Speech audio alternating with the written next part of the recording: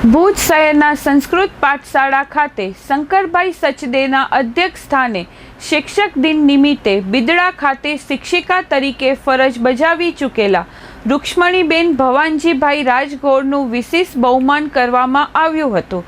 આ પ્રસંગે શરૂઆતમાં વારીશ પટણી દ્વારા મહેમાનોનું સ્વાગત પ્રવચન કરવામાં આવ્યું હતું તો રોહિતભાઈ પાઠક દ્વારા સન્માન પત્રકનું વાંચન કરવામાં આવ્યું હતું।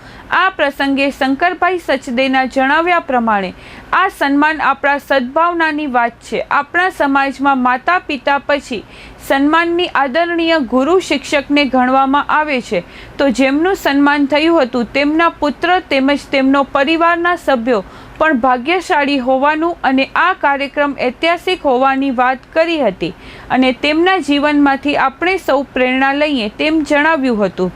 તો જૂની પેઢીના શિક્ષિકા રૂક્ષ્મણીબેન ભવાનજીભાઈ રાજગોરે સૌનો આભાર માન્યો હતો તેમજ તેમના સંબંધ બદલ આભારની લાગણી વ્યક્ત કરી હતી।